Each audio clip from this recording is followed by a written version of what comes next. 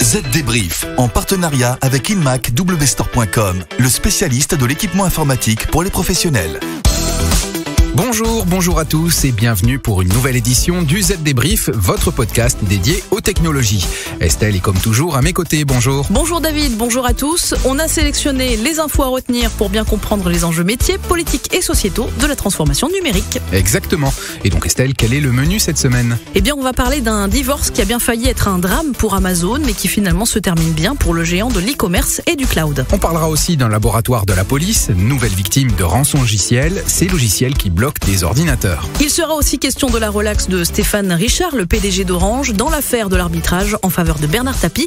On regardera aussi du côté de la consommation d'énergie du Bitcoin. Et enfin, on vous dira tout sur les applications et utilitaires indispensables pour Mac. Allez, le Z-Débrief, c'est parti. Les dernières infos.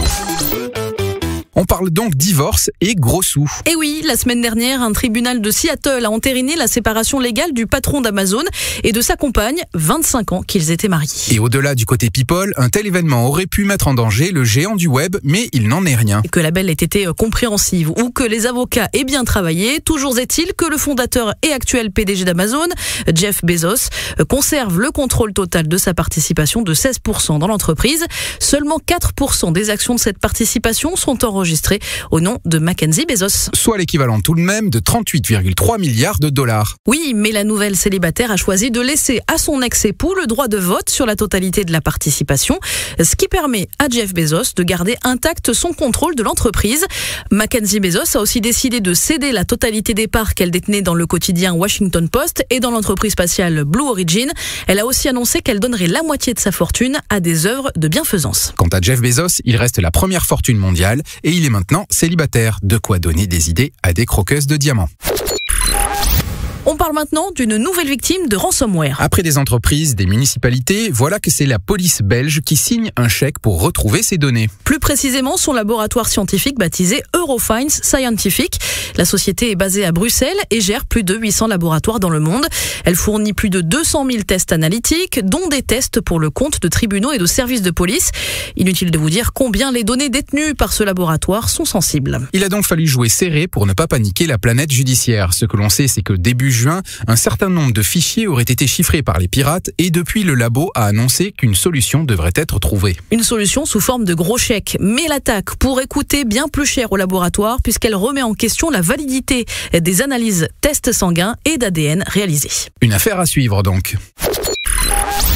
Chez Orange, depuis mardi, on respire. Et oui, ce jour-là, le tribunal a relaxé Stéphane Richard, le PDG d'Orange, qui était jugé dans le cadre du procès Tapie. Pour rappel, Stéphane Richard était jugé dans cette affaire pour son action en tant que directeur de cabinet de la ministre de l'économie et des finances de l'époque, Christine Lagarde, au moment des faits. S'il avait été condamné, l'intéressé avait promis qu'il démissionnerait de son poste de PDG de l'opérateur télécom, ce qu'il n'a du coup pas fait.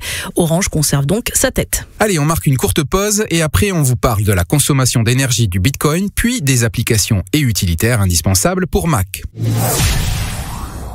Vous cherchez une tablette durcie, pensée pour les professionnels ? Avec la Samsung Galaxy Tab Active 2, faites de la résistance votre priorité et travaillez en extérieur quelles que soient les conditions météo. Grâce au S Pen, son stylet résistant à l'eau et à la poussière, vous pouvez signer, noter et brainstormer en un seul geste. Retrouvez la Galaxy Tab Active 2 sur InMac-WStore.com. Le chiffre marché. Et cette semaine, c'est 22. Oui, pour 22 mégatonnes de CO2, c'est ce dont aurait besoin le Bitcoin pour pouvoir fonctionner. Le moins que l'on puisse dire, c'est que cette crypto-monnaie n'a rien d'écologique puisque son fonctionnement correspond à la consommation en électricité de la Suisse en un an. Mais pourquoi le Bitcoin consomme-t-il autant ? Eh bien parce que pour créer du Bitcoin, les ordinateurs, qu'on appelle des machines minières, sont connectés au réseau. Elles sont chargées de vérifier les transactions effectuées par les personnes qui échangent du Bitcoin. C'est donc l'ensemble de la puissance et de la consommation des ordinateurs connectés au système qui explique cette empreinte carbone de 22 mégatonnes. Et le tableau s'assombrit encore si l'on compare la consommation d'énergie du Bitcoin avec celle de l'ensemble de l'industrie financière classique à l'échelle de la planète. Le Bitcoin consommerait aujourd'hui beaucoup plus d'énergie par transaction que celle de toutes les banques du monde réunies. Ça peut toujours être utile.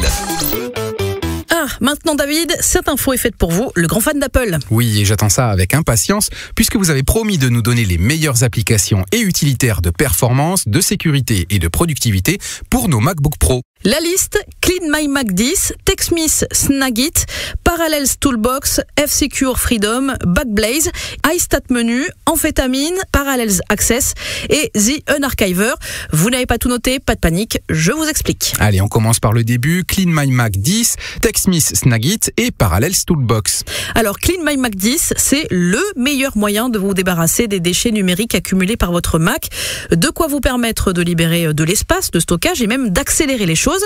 TechSmith Snagit, c'est le meilleur outil de capture d'écran. Il comporte aussi un outil d'édition pour aider à préparer les captures pour ensuite les publier sur le web ou dans des publications. Enfin, Parallels Toolbox, lui, rationalise toutes les tâches informatiques quotidiennes. Elles sont transformées en actions simplissimes qui nécessitent seulement un clic ou deux. Parlons maintenant de F-Secure Freedom et Backblaze. F-Secure Freedom sécurise vos connexions via un VPN quand vous accédez au web. Backblaze offre une des meilleures combinaisons pour gérer l'espace de stockage et la performance. Ok, maintenant iStatMenu, Amphetamine et Parallels Access. iStatMenu, c'est un moniteur système Mac qui met à votre portée une foule d'informations importantes et utiles. Amphetamine, c'est une petite application qui permet de modifier rapidement et facilement les paramètres d'économie d'énergie pour garder son Mac éveillé. Enfin, Parallels Access vous permet de vous connecter à votre ordinateur à partir de n'importe quel ordinateur. Cela peut notamment vous sauver lorsque vous laissez un fichier important à la maison ou au bureau. Enfin, The Unarchiver, si je ne me trompe pas, c'est la clé qui ouvre tous les fichiers. Oui, c'est bien ça. Les formats courants tels que zip, rar, 7zip, tar, gzip, bzip2, les formats les plus obscurs tels que stuffit, disque doubleur, lzh, arj et arc. Il peut aussi extraire des fichiers d'images tels que ISO et bin. Petite précision David, nous sommes chez Apple, donc la majeure partie des applications que je viens de vous donner sont bien évidemment payantes. Merci Estelle. Allez, le Z Débrief, c'est terminé pour cette semaine. Si vous voulez en savoir plus, rendez-vous sur votre site internet zdnet.fr à la rubrique pratique. Nous, on se retrouve la semaine prochaine pour un nouveau numéro du Z Débrief. À la semaine prochaine. Z Débrief, en partenariat avec InMacWstore.com, le spécialiste de l'équipement informatique pour les professionnels.